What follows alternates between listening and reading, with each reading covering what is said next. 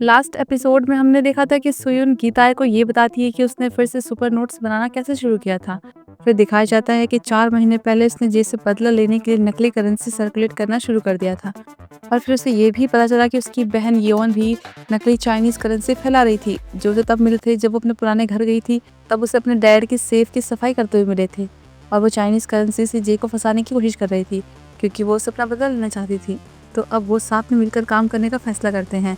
सुयुन ने जे के बारे में पता किया था। उसे लग रहा था कि 5 साल पहले जे ने पैसे चुराने के लिए उसी करप्ट पुलिस ऑफिसर जंग्यू के साथ काम किया होगा। और अब फिलहाल जे क्राइम डिजाइन पर काम नहीं कर रहा है, बल्कि वो बिटकॉइन के जरिए क्लाइंट्स के सीक्रेट फंड को लॉन्ड्रिंग और मैनेज कर रहा है। और तब जंग्यू भी उन्हीं में से उसका एक क्लाइंट है। तो फिर सुयुन के पास एक प्लान था। वो अब उसी फिक्सर के जरिए जे तक पहुंचेंगे जिसके जरिए पहले जे ने उनसे कॉन्टेक्ट किया था। वो फिक्सर पैसों के आगे अपना ईमान बेच देता था। जब भी ज़्यादा पैसे की बात आती थी तो वो हमेशा क्लाइंट को धोखा देता था। इसलिए सुयुन उसे ज़्यादा पैसे देने का लालच देकर जे को फंसाने के लिए कहती है। यहाँ तक कि उस फिक्सर ने 10 साल तक जे के लिए काम किया था, तो उसे उससे ज़्यादा अच्छे से कौन जा सकता है। तो प्लान की बारी आती है। पहले सुयुन की बहन योन जे के बिटकॉइन के सीक्रेट फंड को हैक करती है और उससे जंग्यू का 30 बिलियन का फंड एक ही सेकंड में उड़ा देती है। उनके बदले का ये प्लान बिना किसी लालच के था, इसलिए पैसे लेने के बजाय योन ने बस उसे मिटा दिया था। ऐसा होते ही जे फिक्सर को मकाओ में एक अर्जेंट मीटिंग के लिए बुलाता है। इससे तो सुयुन और योन खुश थे कि मतलब जे उनके जाल में फंस गया है, लेकिन जे कोई ऐसा वैसा आदमी नहीं था, वो भी समझ रहा था। तो फिर उस फिक्सर को 10 गुना ज़्यादा पैसे देने का ऑफर देता है कि वो सच जानना चाहता है। तो सुयुन को धोखा दे देता है और सब कुछ बता देता है। फिर जे कोरिया वापस आता है। जंग्यू ने उसे बुलाया था क्योंकि पैसे तो उसके उड़े थे ना। तब वो अपने इलीगल बॉक्सिंग रिंग में लोन लेने वालों को आपस में लड़वा था। तो उसे धमकी देता है कि तुझे भी ऐसे लड़वा के मरवा दूंगा। उसकी इंसल्ट करता है, लेकिन जे उसके सामने एक डील रखता है कि उसके पास एक प्लान है और उसमें प्रॉफिट का 70% वो उसे देगा, बाकी 30% खुद रखेगा। तब फिक्सर के जरिए सुयुन और योन उनकी सारी बातें सुन रहे थे। और फिर प्रेजेंट में देखते हैं कि सुयुन पुलिस स्टेशन में ब्रेक मांगती है कि वो बहुत ज़्यादा थक गई है, तो कहानी को कंटिन्यू रखने से पहले थोड़ी देर आराम करना चाहती है। तो इस बीच गीता हेड हान और टीम से जंग्यू के उस इलीगल अड्डे का पता लगाने के लिए कहता है, ताकि ये पता चल सके कि सुयुन सच बोल भी रही है कि नहीं।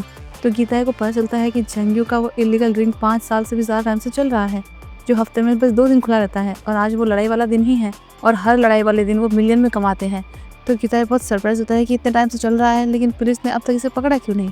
फिर वो उसी एरिया के मेजर क्राइम यूनिट से हेल्प मांगता है, लेकिन उन्हें ये नहीं पता था कि वहाँ पर एक पुलिस वाला चियोल है जो कि गद्दार है। पुलिस के आने के बारे में पता लगते ही वो जंग्यू के आदमी को खबर कर देता है। तो उसका वो आदमी जंग्यू को बार बार फ़ोन करने की कोशिश करता है, लेकिन वो जवाब नहीं देता क्योंकि वो अपने ही काम में बिजी था। और वहाँ अंदर सिक्योरिटी गार्ड नशे में धुत 2 लोगों को बाहर निकाल देते हैं, लेकिन ड्रग्स लेने की वजह से वो पोस्टर में नजर आ रही लड़कियों को रियल में समझकर जंग्यू के रूम में पहुंचाते हैं। तब जंग्यू के साथ एक लड़की थी, तो उसे देखकर उन दोनों में से एक आदमी से मार देता है और जंग्यू को पकड़ लेता है। फिर जंग्यू का आदमी जंगी आता है तो उसे चाकू से धमकाता है। इस बीच क्राइम यूनिट अड्डे पर पहुंच जाती है। तब चियोल को देखकर वो चौंक जाते हैं और वो भी ऐसे दिखाने लगता है कि वो उनका ही वेट कर रहा था। कहता है कि इतनी देर तक क्या कर रहे थे, जल्दी से अंदर जाओ। और फिर वो अंदर उन सारे जुबानों से लड़ते हैं, लेकिन वो पुलिस पर हावी जाते हैं क्योंकि वो बहुत सारे थे। फिर जब तक गीता अपनी टीम के साथ वहाँ पहुँचता है तो सब भाग गए थे, बस मेजर क्राइम टीम के ही लोग थे और वो भी घायल पड़े थे। तो वहाँ पर चियोल को देखकर गीता को शक होता है और उसकी घबराहट भी नोटिस कर लेता है। समझ आता है कि ये जगह जंग्यू की है क्योंकि ये उसका ही इलाका है और वो कुछ टाइम के लिए वायलेंट क्राइम टीम का हेड भी था।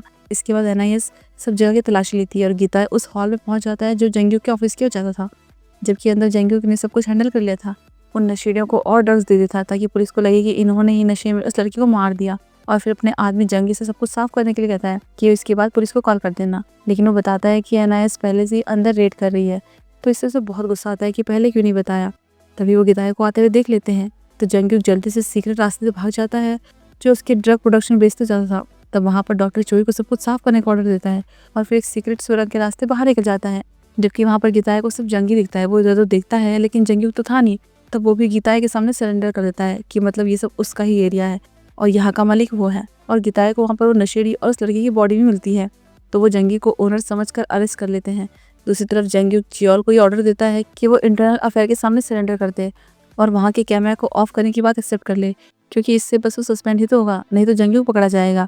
इसके साथ ये भी दिखाया जाता है कि NIS के अंदर भी उनका एक आदमी था। फिर नेक्स्ट NIS ऑफिस में दिखते हैं। अब सुयुन अपनी स्टोरी कंटिन्यू करती है, बताती है कि फिक्सर जे को लेकर उसके पास आया था और तब उसने उसे एक नई डील ऑफर की थी।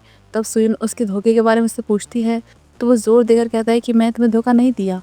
और फिर उसे पैसे देकर कहता है कि तुम्हारे पिछले काम के पैसे हैं इंटरेस्ट के साथ, और अब वो बिटकॉइंस में काम करता है। जैसे जैसे डिजिटल करेंसी और बिटकॉइन पॉपुलर हो रहे हैं तो सोयन को भी अपने बिजनेस को बदलना होगा, तो उसे लास्ट बार चोरी के लिए उसके साथ काम करना होगा।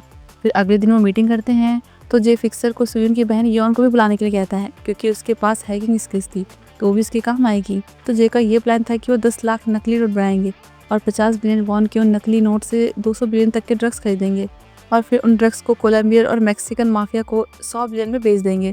उसके बाद जो प्रॉफिट होगा उसे आपस में बांट लेंगे। इसमें यॉन और सुयन को 40 बिलियन वॉन मिलेंगे। तो इसके लिए 3 महीने का टाइम फिक्स करते हैं जिसमें कि वो सारा काम करेंगे। तो फिर वो कांगसिन को ढूंढते हैं। वो प्रिंटिंग प्रेस में काम कर रही थी तो उसके पास वो इंटेग्लियो मशीनें थी जिससे वो सुपर नोट बनाएंगे। सुयन 50,000 के नोटों का टेम्पलेट डिजाइन करती है। यॉन सीरियल नंबर हैक करती है, 10 मिलियन नए नंबर जनरेट करती है और उन्हें कोरियर मिंट कॉर्पोरेशन के सर्वर पर रजिस्टर करती है। सब कुछ तैयार होने के बाद कांगसिन प्रिंटिंग शुरू कर देती है और फिर इतनी मेहनत के बाद नकली नोट बनकर तैयार हो जाते हैं। और जिस दिन उन्होंने प्रिंटिंग प्रोसेस खत्म किया था तब यॉन ने जे को वाइन बार में सेलिब्रेशन पार्टी के लिए जोर दिया था। तो वहाँ उसने मौका देखकर जे के वॉलेट से वो सारे पैसे हटा दिए और नए छपे नोटों को बदल दिया। और फिर इसके बाद सुयुन ने NIS स्टेशन पर फ़ोन किया और मार्केट में नकली नोटों के सर्कुलेशन की रिपोर्ट दी थी। तभी तो गिताए को वाइन बार में नकली नोट का पता चला था।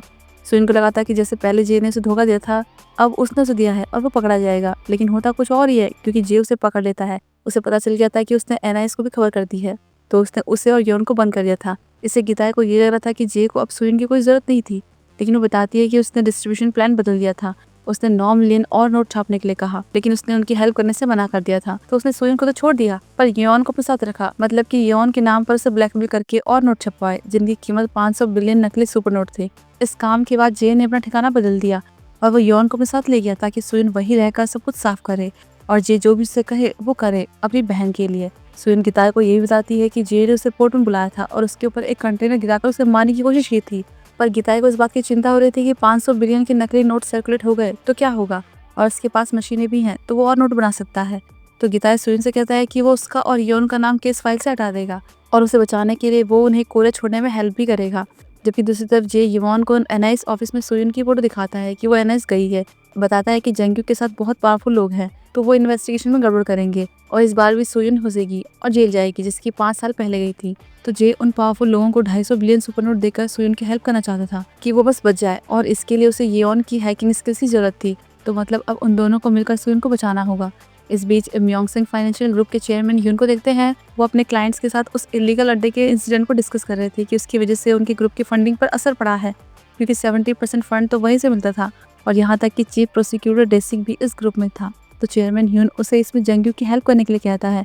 इसमें इतने बड़े बड़े लोग शामिल थे तभी तो पुलिस उस अड्डे को आज तक पकड़ नहीं पाई थी, लेकिन प्रोसिक्यूटर डेसिंग ये कहता है कि जंगक्यू बार बार उनके लिए मुसीबत करता है, इसलिए उन्हें उससे अलग हो जाना चाहिए, नहीं तो उन्हें ही नुकसान होगा। पर असल में जंगक्यू ने चेयरमैन ह्यून को एक मामूली लोन शार्क से एक सोसाइटी में शामिल होने की हेल्प की थी और सिर्फ उससे ही वो 8 सेविंग बैंक्स पर कब्जा करके एक 3rd टियर फाइनेंशियल ग्रुप का चेयरमैन बन गया। इसलिए वो चाहता था कि जंगक्यू आगे से ज्यादा अलर्ट रहे, क्योंकि वो बोरिंग फाइनेंशियल ग्रुप का चेयरमैन बनने और एक टॉप टियर फाइनेंशियल ग्रुप में शामिल होने वाला था। पर रेड के बाद तो वो फंडिंग को लेकर बहुत टेंशन में था। तब जंगक्यू उसे जे का वो सुपर नोट का प्लान बताता है। इसके बाद वो जे से मिलने जाता है, तब डिस्ट्रीब्यूशन प्रपोजल के लिए जे से बात करता है, जबकि गीताए और उसकी टीम इससे परेशान थे कि उन्हें जे के नए डिस्ट्रीब्यूशन प्लान के बारे में कोई आइडिया नहीं है कि वो क्या करने वाला है।